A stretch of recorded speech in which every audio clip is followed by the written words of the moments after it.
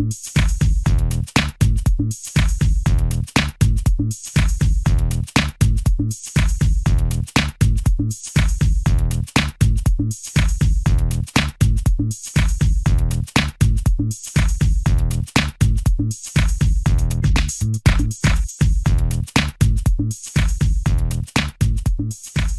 X here. Let's talk about success for a minute. The keys to success are integrity, always learning. Hey, everybody. Welcome back to the Level Up, the Personal Branding Podcast. Today, we are doing episode 8, and this is visual artist and branding. And just like writers, branding is very hard for visual artists. The one thing I do like about visual artists, the painters and the sculptors of the world, is I kind of like their worldview and where they're coming from. Because for them, more it's the love of the game, so to speak. It's the love of art, and they're not in it to get filthy rich. They're in it because they love art and they want to touch lives and want to make the world a beautiful place. And I like that mindset. I remember the 70s and 80s when you could get filthy rich off of music. And for the most musicians, that's no longer a reality. Just maybe 20, 25, 30 maybe artists that make money off of streaming. The rest of it, folks are making money off of touring, and that's hard to come by. When for a lot of folks, when you're essentially doing nightclubs and not stadiums. So the first thing you want to do if you're a visual artist is start building your brand in the local community. And I do follow numerous artists, some here locally in Indianapolis and others around, a few friends from over the years around the country. And, most of them are local artists that do pretty well and can make a living. You do this by having showings, giving lessons, doing kids events. A lot of artists like to do kids events, and that's always a good way to get your name out there. And then some of them sell through restaurants. That's how Andy Warhol started. He coffee shops and stuff like that. And there's a local artist here that I like to buy art from on occasion. Her name is Sarah Cote, and Sarah, when she paints, she puts her stuff up in restaurants, and she does pretty good with that. I don't know how many restaurants she's, taken me. I had a tour one time, and there's at least 10 to 15 restaurants that she had stuff up in, and it, they were on different sides of town too, so it wasn't just one neighborhood. Another thing to consider, and this is particularly for the painters and drawers out there, is selling on online platforms. Finite America, Etsy come to mind, and they will actually print frame, and mail it for you. I think it's Fine Art America that does that. And I've actually gotten a lot of stuff off of Fine Art America and Etsy. I mean, if you have a topic and you look, there's good stuff there. So, but there's still a lot of artists that won't do that. And it's interesting, there are some artists that aren't really into doing reprints, talking about the painters and the draws out there, and I guess each their own. But I am a fan of reprints. I have a couple. I say my art collection is mixed of originals and reprints. I have honestly more reprints than originals, but that's me. And reprints are another way to get your name out there and get your work noticed. Another strategy for branding for artists is to organize your work by themes. Pablo Picasso was famous. He had his blue period, his rose period, his African-inspired period, analytic cubism, synthetic cubism, neoclassicism, and surrealism. I was telling you about my local painter friend Sarah Cote here in Indianapolis. So she does strong woman and feminist paintings. She'll do Indianapolis landscapes. Sometimes she'll do progressive politics, and then she'll have different. She'll go through phases where she paints different animals in various ways, and so she, at times online will organize her work by those themes. Another local painter that I particularly like is Cortland Blade, and um, he does a lot of Indianapolis scenes, and I love what he does. I mean, or highway scene stuff downtown. He had a Injustice series that he did in 2020. Cortland's African American, and following George Floyd. I mean, we had our protests here, and he, kind of did paintings of some of the scenes, and they were mostly uplifting scenes, that I remember. So he struck a chord there. And the last time I saw some of his works, he was doing black and white. So that's a whole nother phase for Cortland. Um, so yeah, that's a good strategy.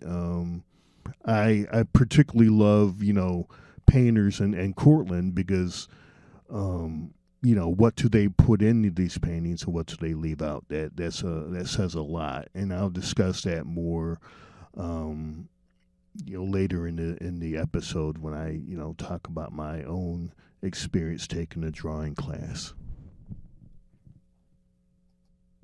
And the next question is, what are you trying to accomplish as a visual artist? For years I did not get Andy Warhol. I'm like, this dude is doing like soup cans.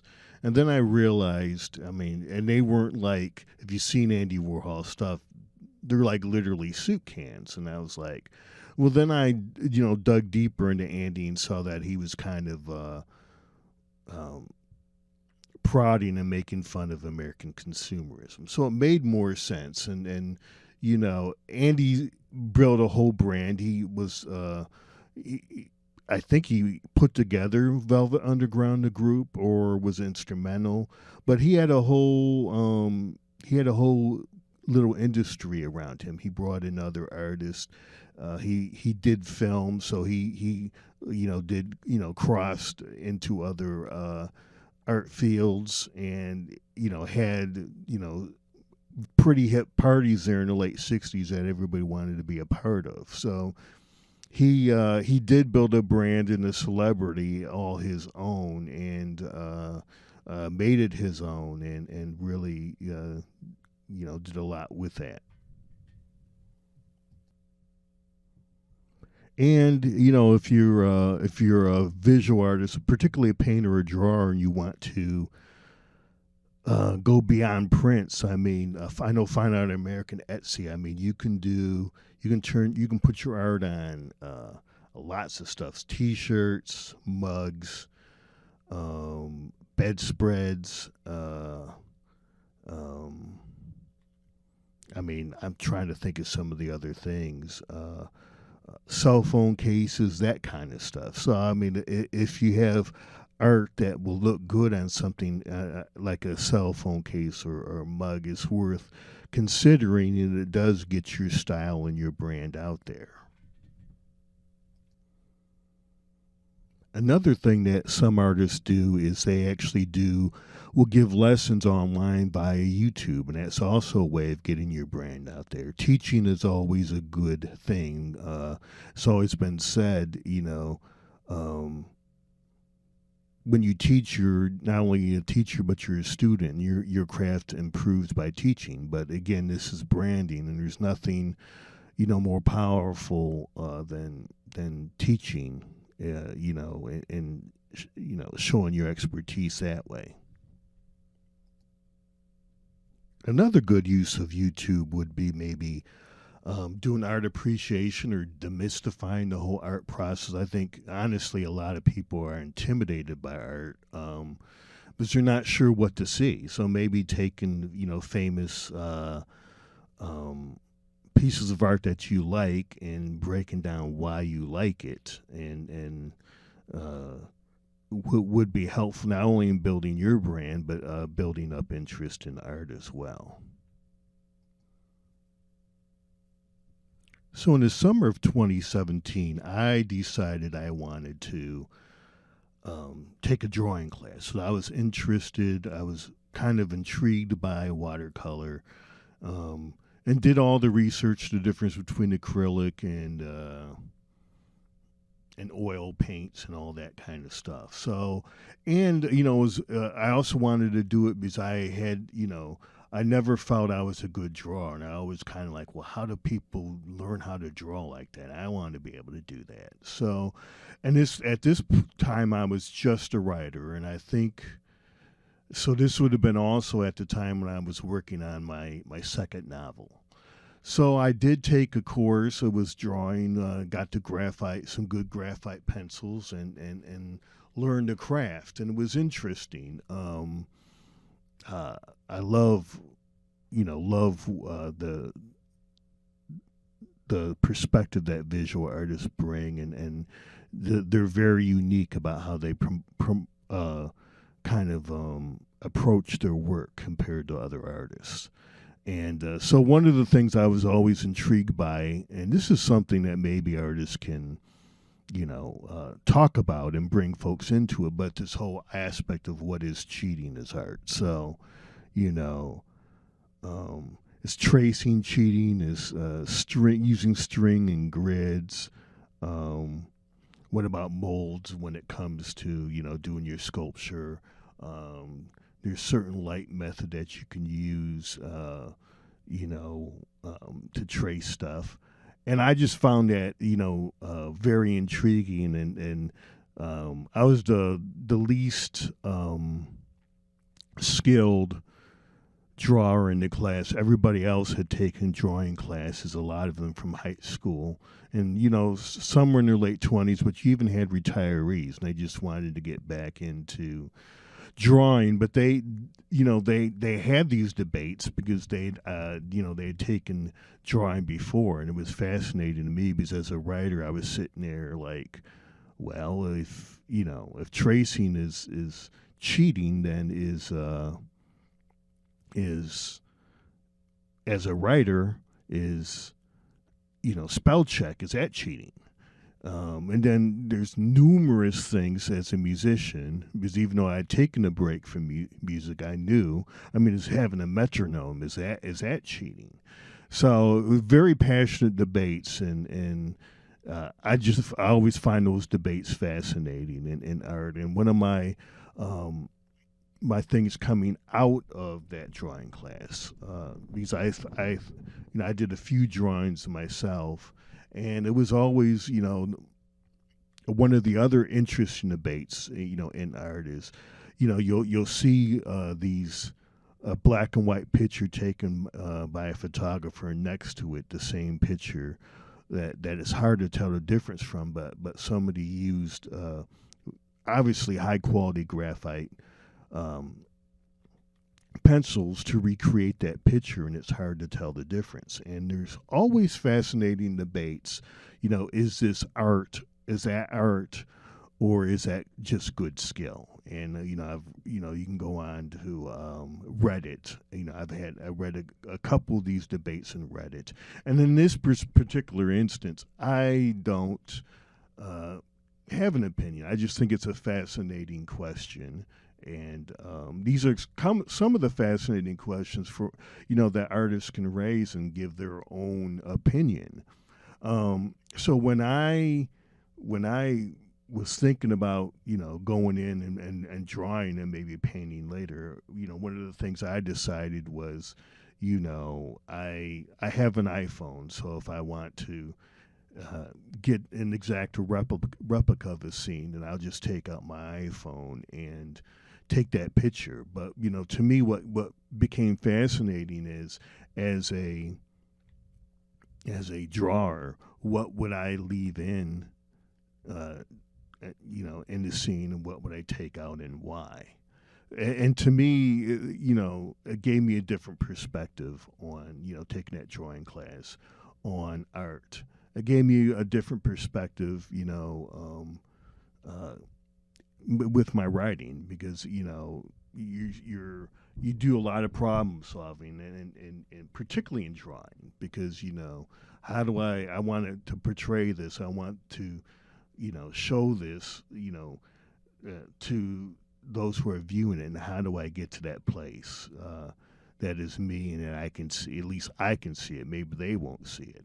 So it's just a fascinating class. It was a fascinating experience, the whole, just and all the debates that artists have amongst themselves. I think all of that is fascinating, and the politics behind the scenes, all that is very, very fascinating. It's almost as fascinating in some ways as the art, because art is very subjective, and I'm gonna I'll talk about that later in this episode. I am blessed to live literally 2 blocks away from a nice artist collective right here in Indianapolis. And so they have First Fridays. And I remember going to a First Friday, and you get to go in and talk to the artists. And I talked to this one gentleman. He's probably in his 50s or early 60s, and loved what he was doing. He was doing molds and stuff. And, then he went into one of the controversies. And I just love the controversy, because he's like, when I pour this mold, I know what I'm doing. I know what's going to happen. And you got so many folks that pour these molds, have no idea what they were, what the outcome was going to be. And he was like, well, that's not art. I know what I'm doing. This is skill. And I remember thinking to myself, I didn't argue with him, but I'm like, well, I don't know, as a writer, I don't know where, a lot of times I don't know how a scene's going to end, or even how a short story's going to end. So where does that put me? But I love those debates, and artists have these debates all the time, and for whatever reason they rarely bring them outside of the art world. And the other thing we need to do with the visual arts is really put it in perspective, because it wasn't long ago when the painter and the sculptor was the king of the art world. I mean, if you even until the early 1900s, I mean, you either if you wanted art, you either purchased a painting, or went to see a painting, or read a book, and that was pretty much it. And I'll talk later. I mean, the sex symbols, before, you had Elvis, but before Elvis you had Frank Sinatra and Bing Crosby. But before Bing Crosby and Frank Sinatra, there was, Pablo Picasso. And what was Picasso's why was he so famous, and why was he such a powerful artist? Well, before the camera, if you wanted a picture of your wife or your lover, you hired Picasso to paint her, and that's a powerful thing. And Picasso played on that, was good, and kind of became a sex symbol because of that. I know a lot of contemporary artists had problems with Picasso, and he definitely had. Was problematic with his relationships with his lovers. I won't deny that. But the fact of the matter is because of the placement of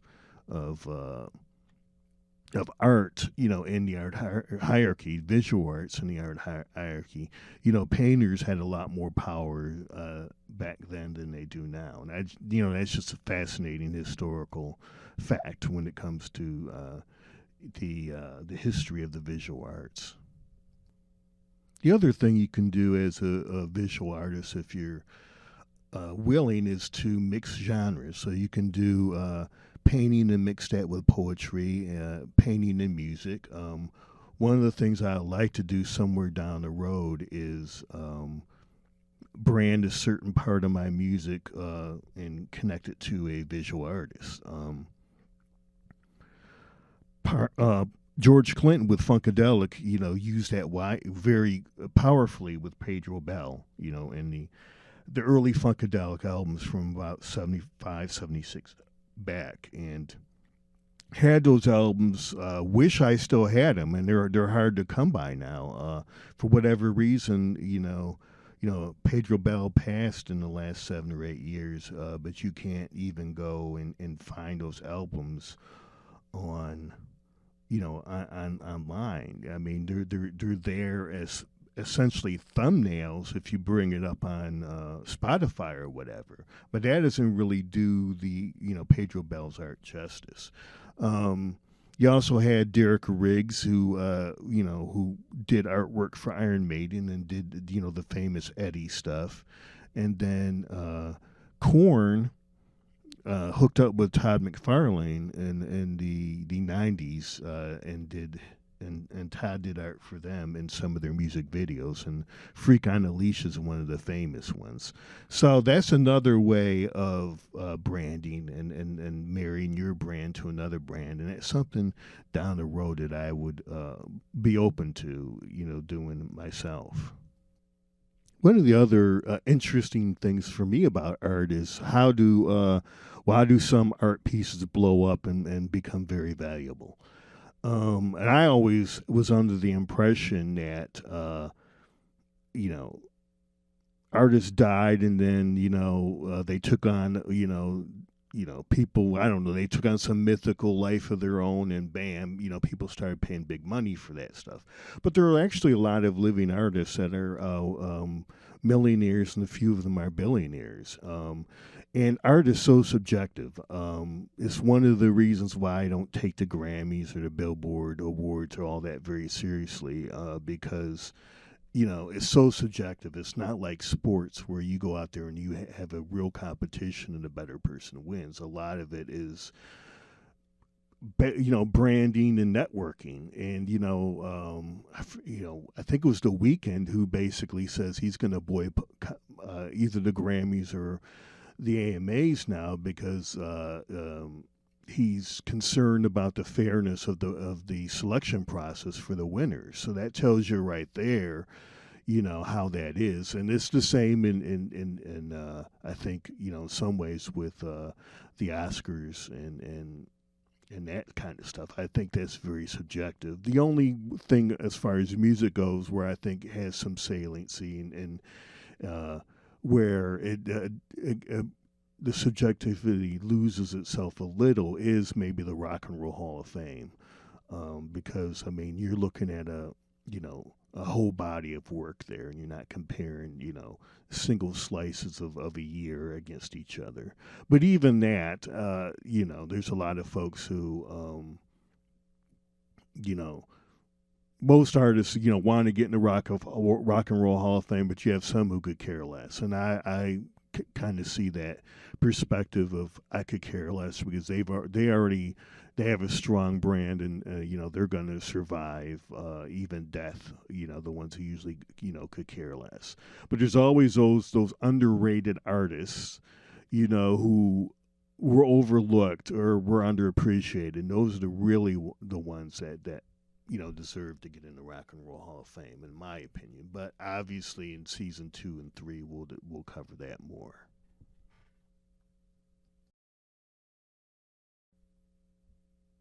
But going back to the whole how certain art pieces become worth a lot of money, it's very interesting. Studies have shown that essentially uh, networking helps, and what happens is certain artists makes friends with wealthy patrons and clients, and there's particularly in cities like New York and Chicago and San Francisco and LA, there are whole networks and people and art lovers who run in the same circles, and so a lot of being a economically successful artist is getting in those circles.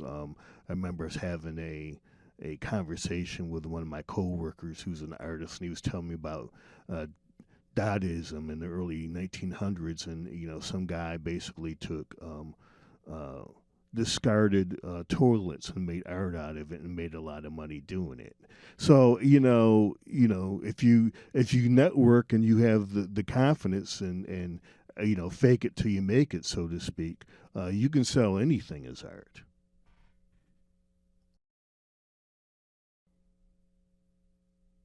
So yeah, I want to end a little by shining a light on Anish Kapoor, and he is of Indian uh, descent. He's from his ethnic group would be India, and he's from Great Britain, and he's famous for what he calls Cloud Gate, but for most people, they know as that big silver bean in Chicago, and he's worth $182 million as of 2018. So he's done very well economically, with his art, and you know, not hating or praise, just hey, it is what it is. Um, and now he did, and this is one of the art, why I love art controversies. So he, someone created a color called a Vanta Black, and it's the blackest of black that has ever been created. And he bought exclusive rights to using this Vanta Black, and other artists weren't real happy about it. And that's the controversy I love. I could see the other artists, concerns on why they're upset because it should be open and free of use for all artists. But it's not really illegal. And other, artists are mad at him as well because he didn't actually create this black. Someone else created this black and he bought it. That stuff just, fascinates me. I personally wouldn't do it, but these are the type of controversies that, you know, I don't know. I find this interesting. You don't have this type of stuff. I mean, music has its own controversies, and literature every once in a while they have their own controversies. But a lot of people don't know about these controversies that happen in the art world, and they're unique to the art world, and they're very interesting because they're often are involved in the actual production of the art, whereas oftentimes when you talk about literature or music, it's egos and it's stuff outside of the art. And I think what's fascinating about the visual arts is the controversies often involve what happens in the creation of the art. And other art mediums have similar um, tricks of the trade, to use a better term, or shortcuts that they use that aren't controversial. But in those art mediums, but they are controversial in the visual arts medium, and I just find that stuff fascinating.